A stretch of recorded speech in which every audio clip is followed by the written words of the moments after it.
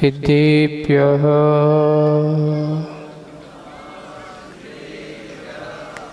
ॐ नमः सिद्धेभ्यः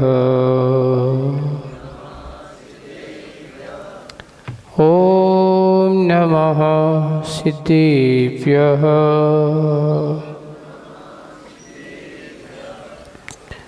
नमो अरिहन्ताणम्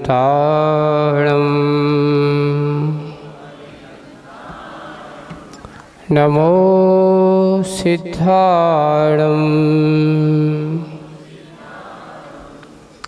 नमो आयर्याणम्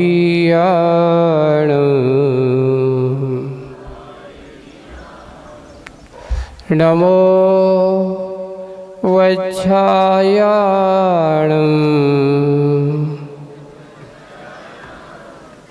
नमो लोये सव्यसाहूरम्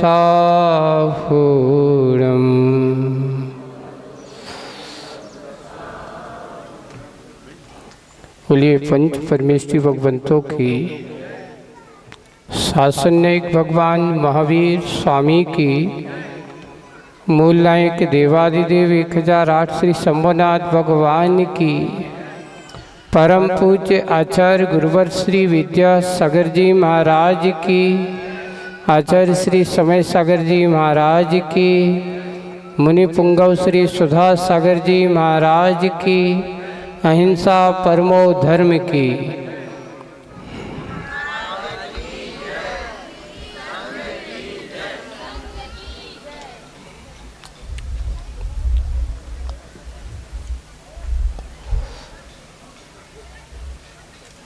एक वो पत्रिका में एक छोटे से आलेख के माध्यम से कहानी पढ़ने में आई। वो कहानी थी एक जाना माना विशेष दार्शनिक को, अब वो अपने देश में भारत की संस्कृति के बारे में उसने पढ़ा और पढ़ने के बाद उसने महसूस क्या किया, उसने लिखा उसमें जो पढ़ा कि भारत के कण कण में भगवान बनने की क्षमता है। वहाँ लेखक का आशय कण का अर्थ व्यक्ति व्यक्ति में वह परमात्म तत्व विद्यमान है। यहाँ व्यक्ति की आस्था और भगवत सत्ता के बारे में जब हम सोचते हैं, भगवान के प्रति आस्थावानों की हम सोचते हैं, तो यहाँ हम एक पाषाण को भगवान का आकार देकर के उसमें भगवत सत्ता की स्थापना करके उनकी आराधना, उस महापुरुषों की आराधना किया करते हैं। जब उसने भारत के इस कल्चर को पढ़ा और उसने ये अनुमान लगाया कि जब भारत का प्रत्येक कण कण में भगवत सत्ता विद्यमान है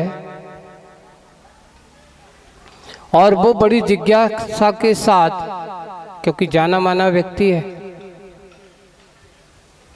जब भारत की राजधानी पर उतरा और उतर करके सब लोग आश्चर्यचकित, इतना बड़ा आदमी है और पैरों में जूते नहीं है।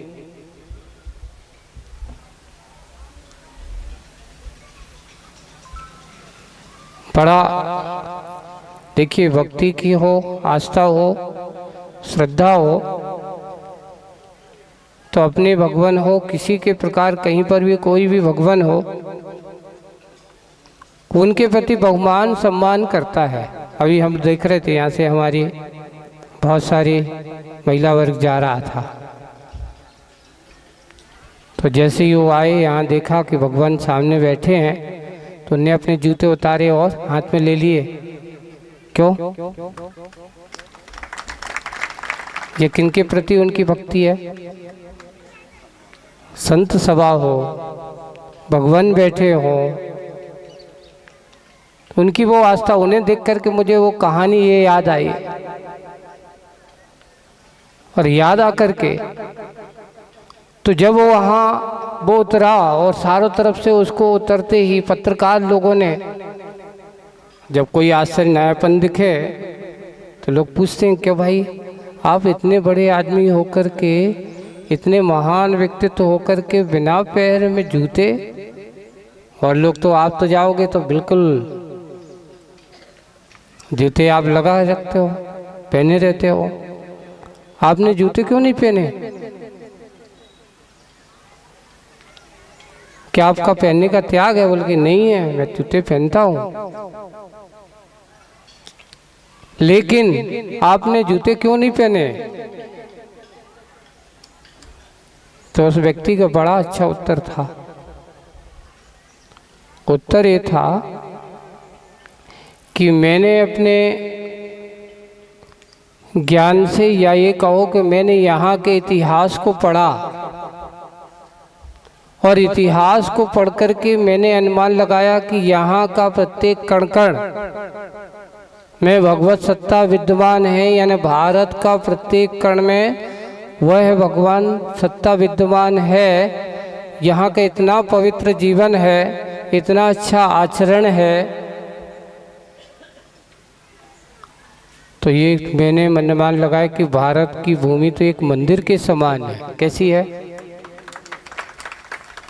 उसने अपने चिंतन में लिखा कि भारत की भूमि तो एक मंदिर के समान है। अब ये बताओ भाइयों, आप लोग भगवान के मंदिर में पैर में जूता पहन के जाते हो क्या?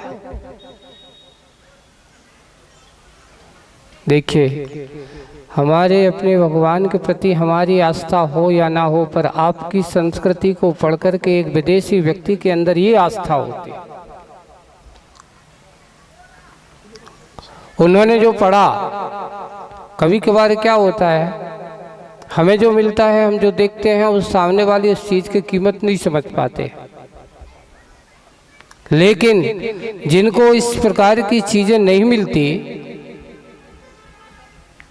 उनके लिए यह बहुत बहुमूल्य चीज हुआ करती है।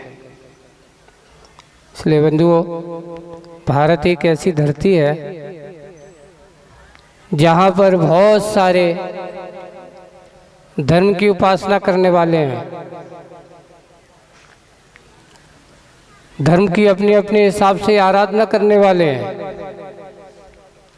पर धर्म की परिभाषा किसे कहा? अगर हम इन पंक्तियों से धर्म की परिभाषा को कहें तो इसको ही धर्म कहा। उन्होंने कहा, परहित सरस धर्म नहीं भाई, पर पीड़ासम नम नहीं अधमाई। एक सामान्य सी परिभाषा, सामान्य से सर व्यक्ति के लिए कहा गया कि धर्म किसको कहा है। परहित धर्म सरस नहीं भाई, ये कहा गया कि अगर तुम किसी के दूसरों का हित करना चाहते हो, दूसरों के हित की भावना करते हो, दूसरों के हित की कामना करते हो, अपना हित तो उसमें निहित होता ही है। इसलिए वहाँ जो को परहित सरस धर्म नहीं भाई। किसी को अहित मत करो, किसी का बुरा मत करो, किसी को बुरा करने के भाव मत करो। बन सके तो कर सकते हो तो अच्छा करो, और नहीं कर सके तो बस सीधा है, अगर किसी को तुम सहारा नहीं बन सकते हो तो किसी को बेसहारा मत करो। ये हमारे धर्म की, हमारी भारतीय संस्कृति की देन है। अगर हम दूसरों को पीड़ा पहुंचाते हैं, दूसरों को कष्ट पहुंचाते हैं, किसी को दुखी करते हैं, तो इससे इस दुनिया में इससे बड़ा दूसरा कोई अधर्म नहीं है। उसको हम किसी को कष्ट पहुंचा करके धर्म माने, ये धर्म का अंग हो ही नहीं सकता।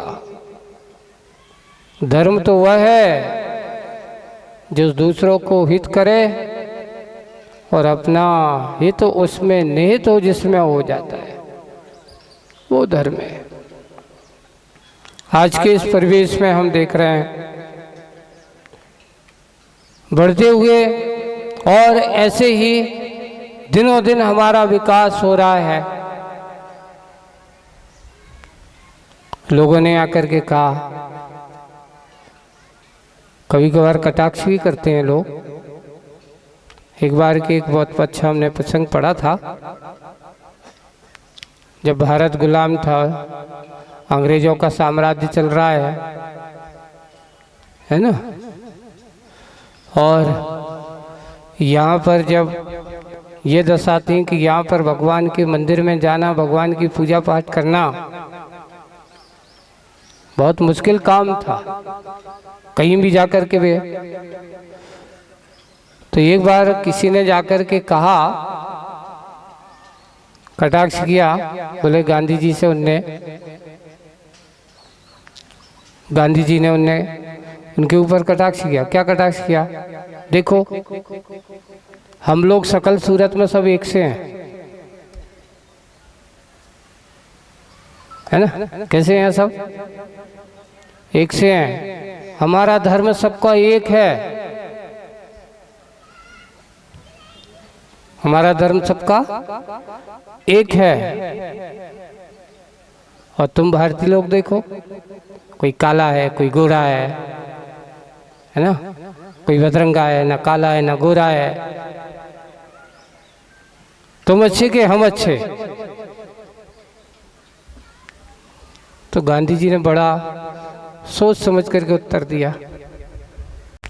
देखिए, बहुत अच्छा। आप लोग देखो, सुन करके लगेगा कि ऐसे मौके पर कभी कभार उत्तर दिया गया। बोले कि हाँ, गधे का रंग एक ही होता है, घोड़ा अनेक प्रकार के होते हैं।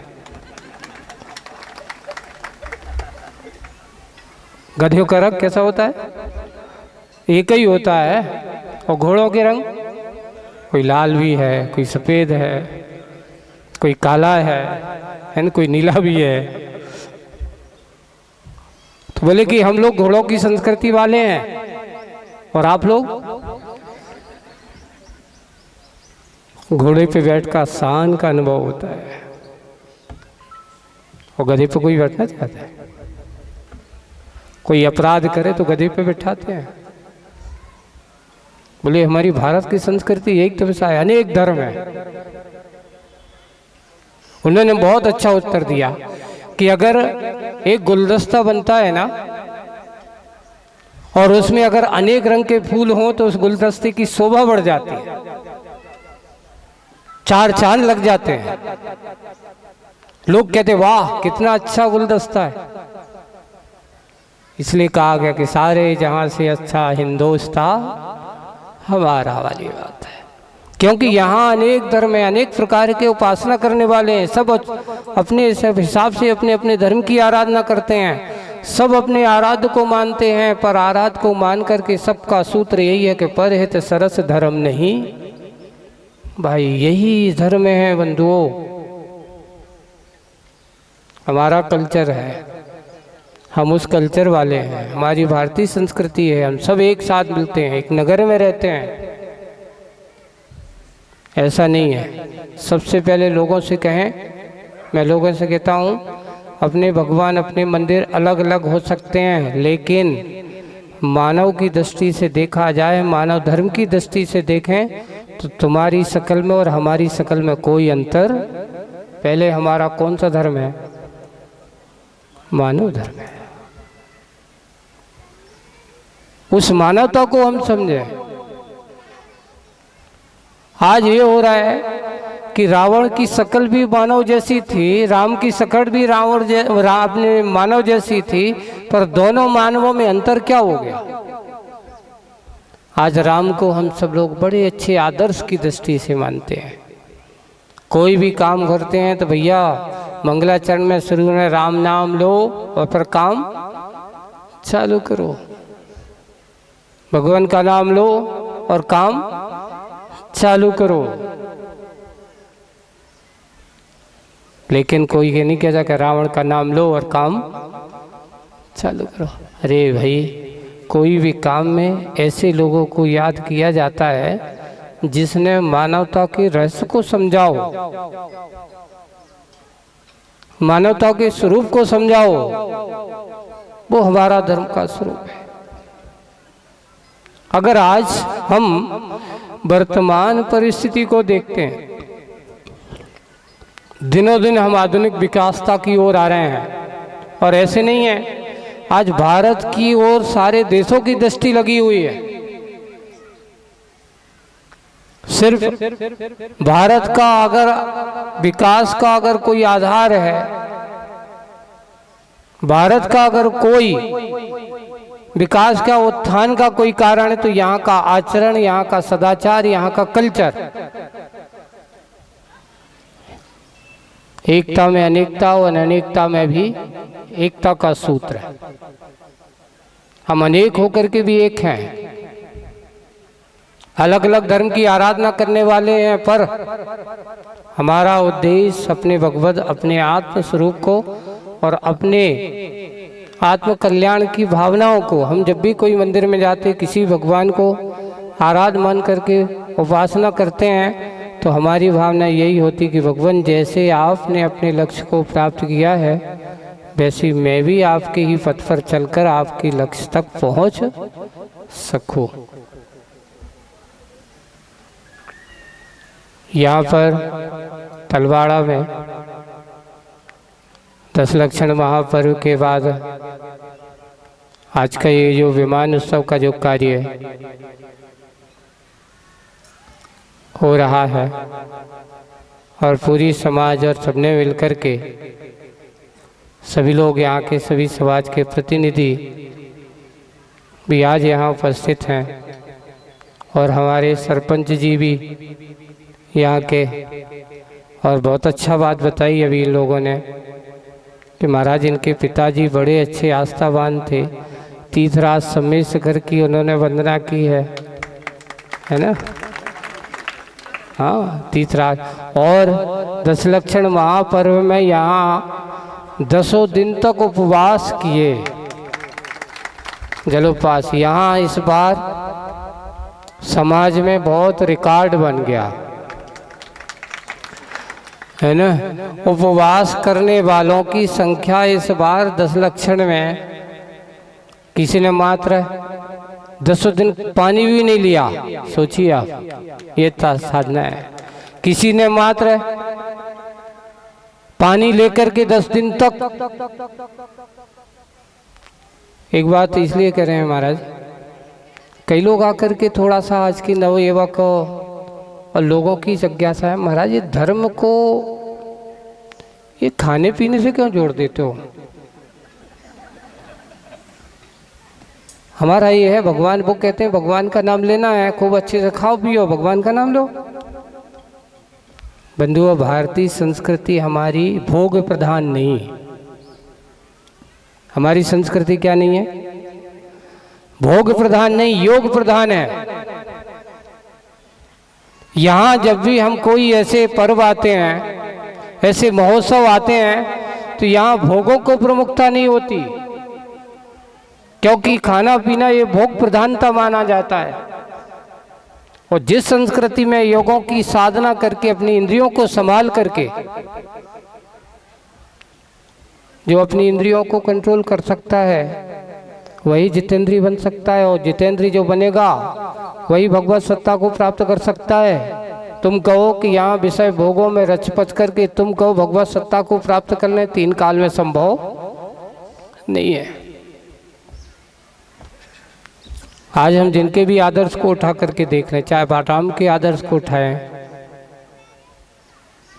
चाहे हनुमान जी के आदर्श को उठा करके देख लें, उनका व्यक्तित्व तो यही था कि जब तक उनने प्रवृत्ति छोड़कर निर्वृत्ति के मार्ग को नहीं अपनाया, तब तक आत्म कल्याण का मार्ग उनको प्राप्त नहीं हुआ। इसलिए हमारी संस्कृति भोगों की नहीं है, उपभोगी है। इसलिए उनको जो उत्तर दिया गया, वो संस्कृति हमारे पास है। हमें अपने आप को गर्व और गौरव करना चाहिए कि हमारा जन्म ऐसे देश में हुआ है जहां ऐसे महापुरुषों का जन्म हुआ। देखिए, और एक बात बताओ, अमेरिका में कोई तीर्थ है तुम्हारे यहाँ? कोई विदेशों में ऐसे, जैसे भारत में आपको ऐसे तीर्थ मिलेंगे? शिखर जी हैं, है ना, और भी हमारे जैसे बद्रीनाथ हैं, कैलाश हैं, या कोई भी ऐसे बहुत अच्छे धाम हैं, क्यों नहीं हो वहाँ पे बताओ। वहाँ पे आपको बड़े बड़े हिल स्टेशन तो मिल जाएंगे, पर्यटक स्थल तो मिल जाएंगे, लेकिन यहाँ पर संत साधना स्थल वहाँ मिलेंगे नहीं, आराधना के अध्यात्म योग के साधना स्थल मिलेंगे नहीं। क्यों? वहाँ का कल्चर भोगों की दृष्टि वाला है, लेकिन हमारे यहाँ का भोगों के नहीं, उपयोगी योगों को बनाने वाला कल्चर है। हम अपने आप को सोच लेना, गर्व करना कि मुझे ऐसी संस्कृति मिली है, मुझे ऐसे देश में जन्म मिला है, हम ऐसे धर्म के वासी हैं, हम इस देश में वास करने वाले हैं। यहाँ अनेकता में एकता का सूत्र अगर मिलता है तो भारत की धरती पर ही देखने को मिलेगा। इसलिए हम किसी भी गांव शहर में जहाँ पर भी रहते हैं, वहाँ के उस धर्म के कल्चर को समझ लेना, अहिंसा के उस सिद्धांत को समझ लेना। इसलिए बस हमारी संस्कृति हम दिखने में रंग रंग में अलग अलग हैं, है ना, लेकिन हमारा धर्म अलग अलग नहीं है। उपासना पद्धति अलग अलग हो सकती है। मैं एक लोगों को एक उदाहरण देता हूँ। देखिए, गंगा नदी का उद्गम हुआ, गंगोत्री से निकली, है ना, हरिद्वार पहुंची तो हरिद्वार वाले कहते हमारे गांव की गंगा,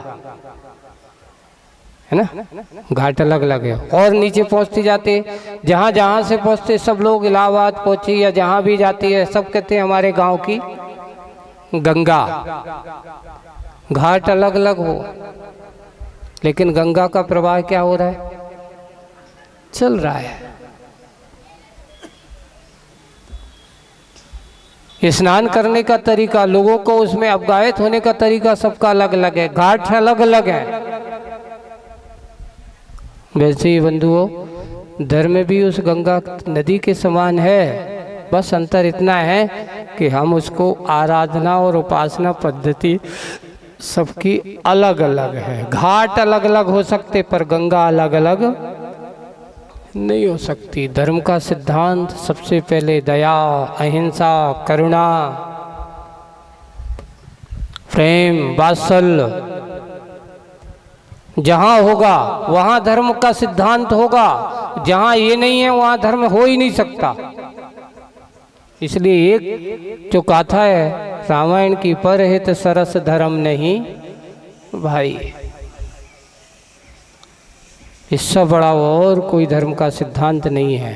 ये हमारी भारत की सबसे बड़ी संस्कृति वाला, ये तो कहें कि हमारे धर्म की अगर कोई परिभाषा पूछे भारत का धर्म क्या है, तो इस पंक्ति में पूरा पूरा समाया हुआ है कि यहाँ सबके हित की बात है, मात्र अपने हित की बात नहीं है।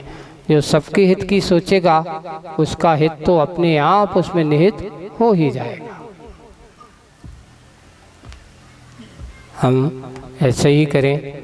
आज के इस महामहोत्सव के अवसर पर सबके कल्याण की भावनाओं को जागृत करते हुए हम यही भाव, कभी आपको ये नहीं कहें हम दिखने में रंग रोगों में अलग हो सकते हैं, पर धर्म में अलग नहीं हो सकते। हम तो उस गुलदस्ते के समान हैं कि यहाँ पर कोई कितना भी कुछ भी कहे, पर हमारी अखंडता, हमारी सभ्यता, अगर कोई कुठाराघात करने की कोशिश करता है तो बंधु ध्यान रखना, अपनी संस्कृति में ये कहा गया, जब जब धरती पर अत्याचार बढ़ा है तो कोई ना कोई अत्याचार को शांत करने वाला जरूर आया है। उस अत्याचार का निरोध करने वाला जरूर आया है। हम उस अत्याचार पर कभी भी, सबसे पहले हमारे यहाँ किसी को मारने की बात नहीं कही जाती। एक और है, हमारे यहाँ ये कहा जाता है कि बदलो, बदला लेने की बात नहीं करो। व्यक्ति को बदल दोगे अपने आप बदल जाएगा, बदला लेने के भाव होंगे ही नहीं। इसलिए क्षमा वाणी हमेशा एक दूसरे के प्रति, सबके प्रति आपस में हम करते रहते हैं, मिलते जुलते रहते हैं, मिलते जुलते रहना चाहिए। ये संस्कृति का हमारे अंदर बहुत बड़ा उपकार है। सबसे पहले गर्व करो कि हम भारतीय हैं, भारत की धरती पर आए हैं। ये हम भगवान महावीर राम की धरती पर जन्म हुआ है, हनुमान की धरती पर हमारा जन्म हुआ है। गर्व और गौरव हमें होना चाहिए, और जिसको इसका गर्व और गौरव होगा वो कभी भी दूसरों को अहित करने की बात कर ही नहीं सकता। हम बस इतना कहते हुए ब्राह्म बहुत करीब करीब 2-2.5 महीने तलवाड़ा में रहते रहते हो गया है, और करीब 40-45 दिन का प्रवास अभी और बाकी है ना, चतुर्मास का, है ना। और भी बस आगे क्या होगा, कैसा हो गया, तो अभी जैसे घोषणा की गई है ना, कि आगे चतुर्मास के बाद, दीपावली के बाद विधान होगा। एक बड़े रूप में बहुत बृहद समोषण की रचनाएं होगी, 24 समोषण की रचना भी होगी। अब उनके पात्रों का चयन भी 29 तारीख को होगा। तो अभी से मनमा बना लेना कि हम अपने आप को भगवत पथ के मार्ग पर कितने बढ़ा सके, कितने उन तक वहाँ तक पहुँच सके, कितने पहुँचने का प्रयास हम कर पाएंगे। तो और कुछ नहीं, दुनिया में सबसे बड़ी चीज़ अगर कोई है तो अपने आप को, अपने भगवान को प्राप्त कर लेना, यही बड़ी चीज़ है। धन संपत्ति मिली है बंधु, आज है कल होगी, कोई भरोसा नहीं। इस पर भरोसा मत करना, भगवान पर भरोसा करना है भरोसा। किसी ने पूछा भरोसा किस पे करें, अपनी संपत्ति पे, अपने धन पे? तो उन्होंने कहा बिल्कुल मत करना, इनका भरोसा मत करना, कुछ भी भरोसा नहीं है। भरोसा करना तो अपने भगवान पर करना, अपने गुरु पर करना, क्योंकि इन पर भरोसा करोगे तुम्हारा कल्याण हो जाएगा। और धन संपत्ति पे भरोसा करोगे तो इसका कोई भरोसा नहीं, आज तुम्हारे साथ है, कल किसके साथ हो, कोई भरोसा नहीं है। तो हम अपने आप को, अपने भगवान पर अपने आप के आस्थावान भक्ति को बनाए रखें। इसी भावना से बोलिए अहिंसा परमो धर्म की जय। जिनवाणी स्तुति हो उससे पूर्व